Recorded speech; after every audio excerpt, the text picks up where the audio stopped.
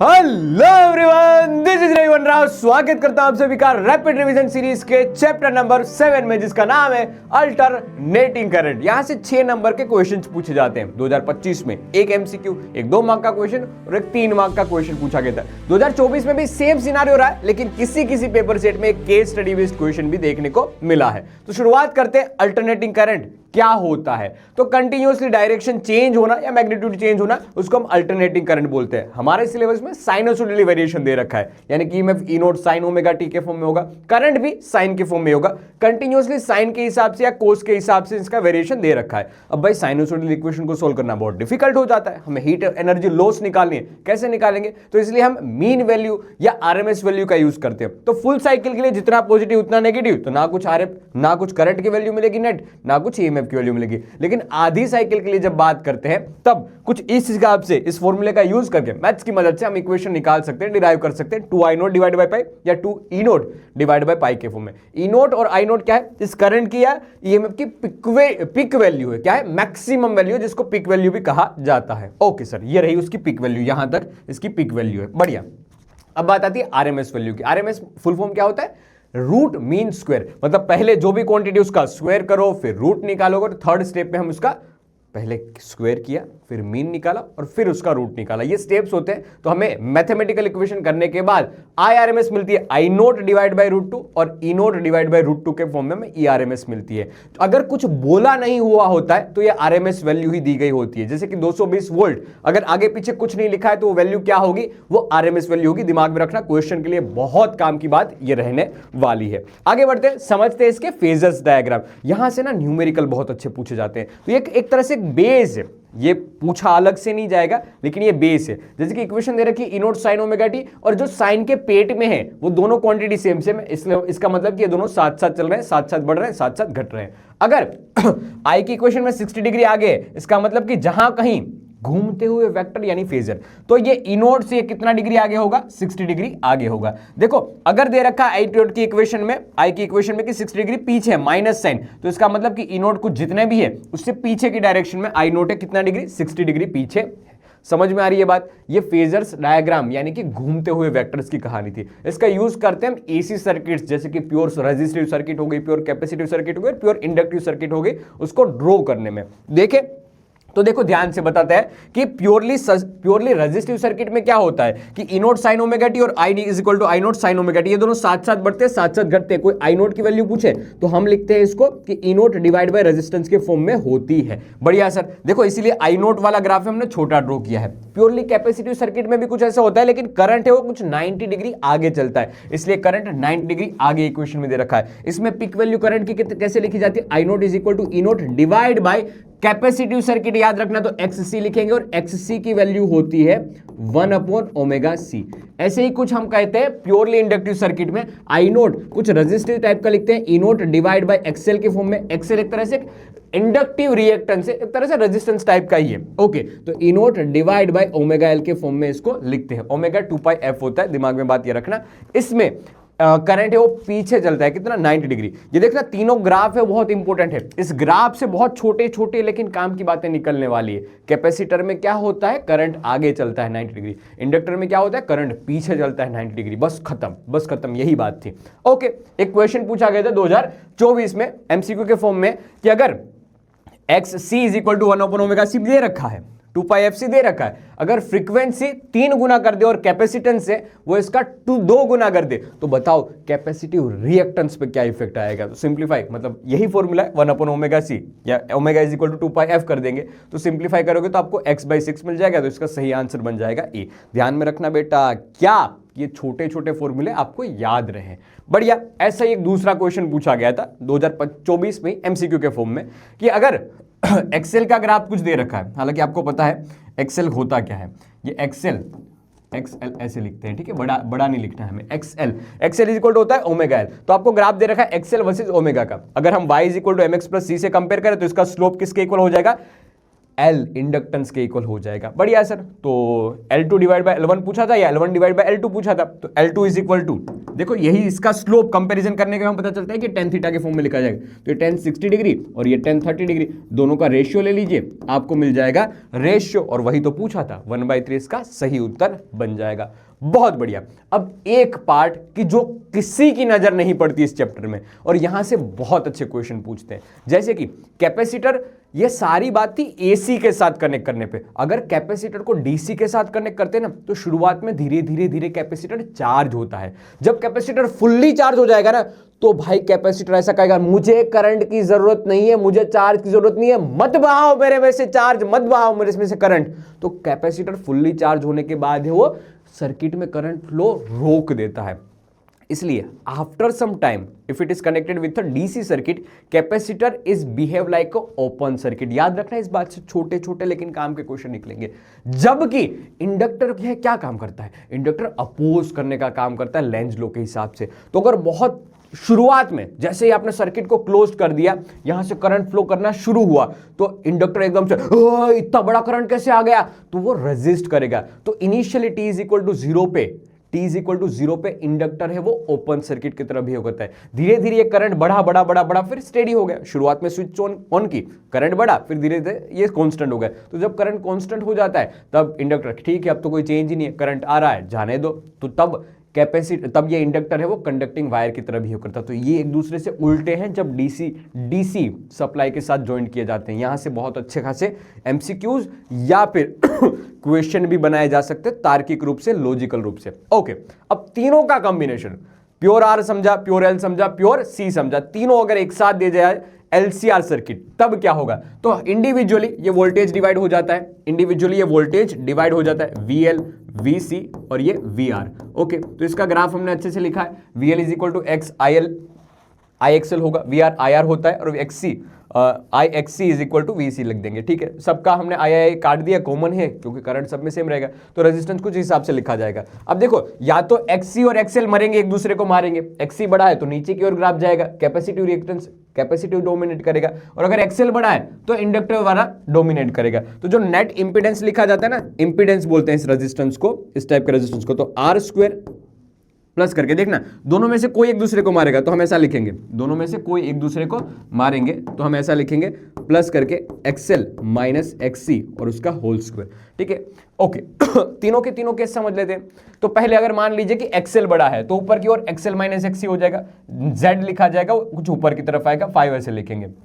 अगर XC बड़ा हुआ तो नीचे की तरफ ग्राफ जाएगा, XC माइनस XL होगा, और कुछ ये CR सर्किट की तरह बिहेव करेगा, ऊपर वाली LR सर्किट की तरह बिहेव कर रहा था। ओके, और अगर दोनों इक्वल होते हैं, तब भाई ऊपर नीचे कट आउट हो गया, आपको Z मिनिमम मिलता है इस केस में, और that is equal to R हो जाता है। ये तीनों केस आपके सामने, इसमें अगर कैपेसिटर है तो करंट लीड करेगा, इंडक्टर टाइप का जीतेगा तो कैपेसिटर तो करंट पीछे रहेगा और वोल्टेज लीड करेगा। दोनों इक्वल होते हैं तब स्पेशल केस बन जाता है। इसको रेजोनेंस की घटना बोलते हैं कि अगर XL is equal to XC हुआ तो 5-0 हो जाएगा, करंट और वोल्टेज दोनों सेम डायरेक्शन में, और इस घटना को कहते हैं रेजोनेंस। किसी के साथ फ्रीक्वेंसी मैच हो जाना और मैक्सिमम एम्पलीट्यूड के साथ नाचना, इस घटना को कहते हैं रेजोनेंस। कब होता है, जब XL is equal to XC होता है, Z minimum is equal to R होता है। Z की इक्वेशन आपके सामने है, और XL is equal to XC को कंपेयर करोगे ना, तो आपको एक ओमेगा की मिली वैल्यू भी मिलेगी और फ्रीक्वेंसी की वैल्यू भी मिलेगी। ये फिक्स्ड होती है, omega naught is equal to 1/√LC और F naught is equal to 1/2π में LC लिखते हैं।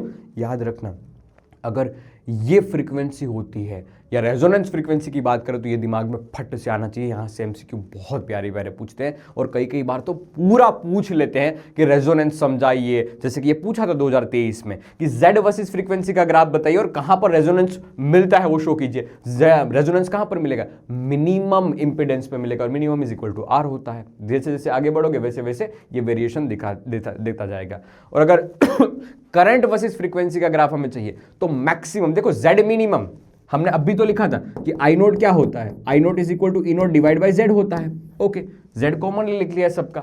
तो Z मिनिमम होगा तब आपको मैक्सिमम करंट मिलेगा। और तो ग्राफ का वेरिएशन कुछ ऐसा होगा, करंट वर्सेस फ्रीक्वेंसी का। ये भी 2023 में पूछा गया है। किसका ग्राफ है? करंट वर्सेस फ्रीक्वेंसी का, Z वर्सेस फ्रीक्वेंसी का। क्या दिमाग में बात बैठेगी मेरे लाल? अब सबसे अच्छी बात आती है पावर की, किसमें कितना है दम। तो power average is equal to ERMS into IRMS into cos 5। देखना ये एक्चुअल में है ना, जो टाइम डिपेंडेंसी वाले फंक्शन होते हैं ना, वही सोल्व करके ये इक्वेशन मिलता है। हालांकि इसका डेरिवेशन भी IMP है, लेकिन डेरिवेशन अगर आपको देखना है अगेन बेटा, या तो डेरिवेशन वाला वीडियो थोड़े समय में आ जाएगा, या आप बोलोगे तो हम लाइव लेके आ जाएंगे, जैसा आपकी इच्छा हो वैसे बताना। लेकिन अगर अभी के अभी देखना है तो पूरा वन शॉट की लिंक नीचे डिस्क्रिप्शन में दे रखी है, कि वहां से जाके आप पूरे चैप्टर को देख सकते हो बड़े आराम से, अगर ये चैप्टर आपने डिटेल में नहीं पढ़ा है तो। मैथ्स वाले स्टूडेंट इसमें डोमिनेट करते हैं, क्योंकि यहाँ पर मैथ्स की बातें ज़्यादा होती है। लेकिन ऐसा नहीं है कि बायोलॉजी वाले स्टूडेंट नहीं कर सकते। कोई स्टूडेंट्स मैंने ऐसे भी देखे कि जो इस चैप्टर के जेई लेवल के क्वेश्चन करके आ जाते हैं, जबकि उसने लिया हुआ होता है बायोलॉजी, लेकिन फिर भी ये मैथमेटिकल चैप्टर को बड़े आराम से कर लेते हैं। वो करने की बात होती है, समझने की बात होती है। ओके तो हमने जितनी भी सर्किट पढ़ी, एक साइड लिख ली, सबका रेजिस्टेंस लिख लिया, ये भी पता है आपको, सबका ईएमएफ की इक्वेशन हमें दे रखी थी पहले से, हमने करंट की इक्वेशन विद रिस्पेक्ट टू निकाली, क्योंकि सबका 5 हमें पता है कि भाई रेजिस्टर में साथ साथ चलता है, कैपेसिटर में 9 डिग्री आगे होता है, इंडक्टर में 9 डिग्री पीछे होता है, और यहां पर हमें पता नहीं था तो प्लस करके हमने 5 लिख दिया है। 5 क्या है? cos 5 क्या है? पावर फैक्टर कहते हैं, जिसकी वैल्यू R/Z के फॉर्म में निकालते हैं। R यानी रेजिस्टेंस और Z इंपीडेंस होता है। सिंप्लीफाई करोगे तो आपको पता चलेगा कि भाई इसमें तो दोनों साथ साथ ही थे। आपको पता चलेगा कि cos 5 इसमें 90 डिग्री वैल्यू मिलती थी, तो cos 90 की वैल्यू 0 हो जाएगी, 0 हो जाएगी। ठीक है यार, बढ़िया। तो एवरेज पावर दो केस में हमें 0 मिलता है, 0 मिलता है। याद रखना, करंट फ्लो कर रहा है, लेकिन इन दो सर्किट में प्योरली कैपेसिटी और प्योरली इंडक्टिव में करंट फ्लो करता है, लेकिन cos 5 0 होने की वजह से पावर लॉस कुछ भी नहीं है। इसको वोट लेस करंट कहते हैं, कि भाई ये करंट फ्लो कर रहा है लेकिन कोई भी पावर व्यय नहीं कर रहा है, क्योंकि यहाँ पर जितनी इलेक्ट्रिक फील्ड होती है वो मैग्नेटिक फील्ड में कन्वर्ट होती है, वही मैग्नेटिक फील्ड वापस इलेक्ट्रिक फील्ड में कन्वर्ट होती रहती है। Okay sir. और सीरीज में LCR दे रखा हो तो हमें जनरलाइज फॉर्मूला पता ही पता है। बढ़िया। एक क्वेश्चन पूछा गया 2025 में इसी साल, कि बताइए भाई कि एवरेज पावर की इक्वेशन क्या होती है, तो बच्चे ये टिक करके आ जाते हैं, जो कि सरासर गलत है बेटा। I0 और V0 है। इक्वेशन क्या थी? VRMS IRMS। तो देखो average voltage, average current, simplify करोगे पिक डिवाइड बाय √2 हो जाएगा, इसलिए V0 I0 डिवाइड बाय 2 वाला आंसर होगा D आंसर होगा। दिमाग में रखना इस बात को। बढ़िया। Last topic of the chapter, जो कि है ट्रांसफॉर्मर। क्या होता है ट्रांसफॉर्मर? पता है हमारे घर में जो बिजली पहुंचती है वो कैसे पहुंचती है? कहीं पे बनती है, वहाँ से ट्रांसपोर्ट होती है, उस ट्रांसपोर्ट कहीं 66 kV में जाएगा या उससे भी बड़े सबस्टेशन पे जाएगा, और फिर हमारे घर पे पहुँचती है। और हमारे घर पे भी डायरेक्ट नहीं पहुँचती है, छोटे छोटे सबस्टेशन होते हैं या छोटे छोटे ट्रांसफॉर्मर लगे होते हैं। एक गली में जैसे छोटा ट्रांसफॉर्मर हो गया, उस गली की सारी एनर्जी ट्रांसफॉर्मर के थ्रू होती हुई आती है। तो वोल्टेज को रेगुलेट करने के लिए, क्योंकि इतना बड़ा वोल्टेज अगर सीधा घर में आ गया बेटा, ठन ठन गोपाल स्वाहा हो जाएगा, सब कुछ जल के खाक हो जाएगा, ऐसा नहीं करना है ना। तो इसलिए ट्रांसफॉर्मर का यूज़ किया जाता है। ठीक है, इसीलिए देखो साइंस इंपॉर्टेंट होती है, हर छोटी छोटी चीज़ के बारे में बारीकी दे रखी है। तो ट्रांसफॉर्मर का यूज़ किया जाता है। क्या होता है ट्रांसफॉर्मर? तो बहुत छोटी बात यहाँ पर, बहुत छोटी और सिंपल लैंग्वेज में बताई है कि एक इलेक्ट्रिक डिवाइस है use to change the voltage level of a AC without changing its frequency. हम उसकी फ्रीक्वेंसी को चेंज नहीं कर रहे हैं, हम उसके वोल्टेज को रेगुलेट करते हैं। तो ट्रांसफॉर्मर में मेन एलिमेंट होते हैं, एक तो प्राइमरी वाइंडिंग होती है जिसके नंबर ऑफ टर्न्स NP लिख लेते हैं हम। ओके, एक सेकेंडरी वाइंडिंग होती है जिसके नंबर ऑफ टर्न हम NS या N2 के फॉर्म में लिखते हैं, और ये लैमिनेटेड कोर होती है कि जिससे ये फ्लक्स लिंकेज अच्छा खासा, मतलब दोनों को जोड़ के रख रही है, ऐसा समझ लीजिए। अगर सेकेंडरी कोइल के टर्न ज्यादा है तो हम उसको स्टेप अप वोल्टेज कहेंगे। इससे फायदा ये मिलेगा कि वोल्टेज सेकेंडरी में वोल्टेज बढ़ जाएगा। ओके, और स्टेप डाउन मतलब अगर हमें वोल्टेज घटाना है तो हम सेकेंडरी में जो टर्न्स है वो कम रखेंगे, तो वोल्टेज सेकेंडरी वाले में घट जाएगा। ये हमारा इनपुट है, हम यहाँ से सप्लाई दे रहे हैं और यहाँ से सप्लाई ले रहे हैं, ऐसा समझना। ओके। इसका मेन प्रिंसिपल होता है म्यूचुअल इंडक्टेंस। म्यूचुअल इंडक्टेंस भी एक काम करता है, मतलब पहले वाले का ईएमएफ लिखे तो NP एंड dF/dt, ठीक है, और ES is equal to NS dϕ/dt, और ये एक दूसरे से इक्वल होते हैं दोस्त। पूरा टोटली फ्लक्स ना वो लिंकेज हो जाता है, इसलिए हमें मिलता है एक फॉर्मूला। अगर कोई भी पावर लॉस नहीं है तो Pin is equal to P out, और EP IP, मतलब ऐसा लिखते हैं ये NP NS, ये दोनों इक्वल करके ये दोनों इक्वल इक्वल करके एक रेशियो मिल जाएगा क्या कि EP EP ES divide by NP NS. बढ़िया यार, ये दोनों का रेशियो मिल जाएगा। और अगर पावर लॉस है ही नहीं तो साथ साथ ये 100% ट्रू है, और अगर साथ साथ एवरेज मतलब सीधा बता रखा है कि भाई कोई भी पावर लॉस नहीं है तो साथ साथ आप करंट की इक्वेशन भी लिख सकते हो आईएस, ये उल्टा हो जाएगा। आपको दे रखा है ग्राफ, उसी के हिसाब से इक्वेशन मिल जाएगी I S divide by I P. और अगर दे रखा है कि भाई ये एफिशिएंसी मतलब इसका कुछ ना कुछ पावर लॉस होता है, ये रियल ट्रांसफॉर्मर है, आइडियल तो बस एक घटना है लिखने के लिए, समझने के लिए, लेकिन रियलिटी में कुछ ना कुछ लॉस होता है, तब हम एफिशिएंसी की बात करते हैं। एफिशिएंसी कैसे लिखते हैं? We output divide by we input into करके 100। आउटपुट कैसे लिखते हैं? ES IS. इनपुट कैसे लिखते हैं? ईपी आईपी के फॉर्म में। बढ़िया, रियल ट्रांसफॉर्मर के क्वेश्चन भी बहुत पूछे जा रहे हैं रिसेंटली ईयर में, ध्यान रखना इस बात का।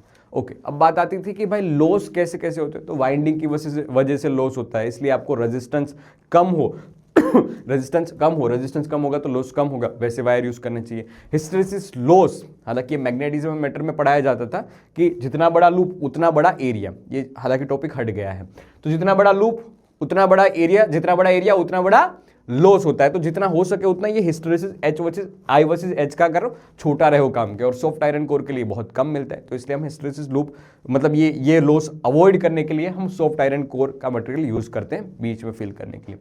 एडी करंट क्या होता है कि भाई अगर मेटालिक प्लेट है ना, तो जैसे ही एकदम से चेंज आएगा ना तो लेंज लॉ के हिसाब से अपोज करता है, तो मेटालिक कंडक्टर का बिहेवियर है वो अपना बिहेवियर नहीं छोड़ेगा, तो इसलिए हम क्या करते हैं, ये एडी करंट को घटाने के लिए राउंड फॉर्म में देखो, एडी करंट को घटाने के लिए हम यूज कर लेते हैं साथ साथ कि लैमिनेटेड कोर यूज कर ली, छोटे छोटे पार्ट्स में काट दिया, तो अब एडी करंट है ना वो डिवाइड हो गया है। अब ये डिवाइड मतलब छोटे छोटे में काट दिया, तो अब इसकी इफेक्ट उतनी इफेक्टिवली नहीं रहती जितनी बड़े की थी, इसलिए लैमिनेटेड कोर से इसको प्रोटेक्ट किया जाता है। और भाई हम कितना भी फ्लक्स लिंकेज करने की कोशिश करें, लेकिन थोड़ा बहुत वाइंडिंग लॉस भी हो ही जाता है, थोड़ा बहुत फ्लक्स लॉस भी हो ही जाता है। तो ये 4 लॉस भी बहुत फेमस है, और ये लॉसेस के बेस पे भी क्वेश्चन पूछे जाते हैं, भूलना नहीं, थियोरेटिकल क्वेश्चन भी यहां से आ सकते हैं मेरे लाल। ओके, बढ़िया बात। अब जितने भी इस चैप्टर की बात थी वो सारे फॉर्मूले मैंने एक स्लाइड में दे दिए हैं, चाहो तो इसका स्क्रीनशॉट ले लो, या नीचे टेलीग्राम चैनल की लिंक दी होगी, वहां पर पूरी पीडीएफ अपलोड हो जाएगी, तो वहां से डाउनलोड भी आप कर सकते हो। बढ़िया। अब एक क्वेश्चन हमेशा की तरह मैं आपके लिए छोड़ के जा रहा हूं, पूरा क्वेश्चन को पढ़ना, एक तरह से बहुत दिमाग वाला क्वेश्चन है, अगर जिसने अच्छे से रैपिड रिवीजन समझ लिया होगा वो इस क्वेश्चन को कर पाएगा।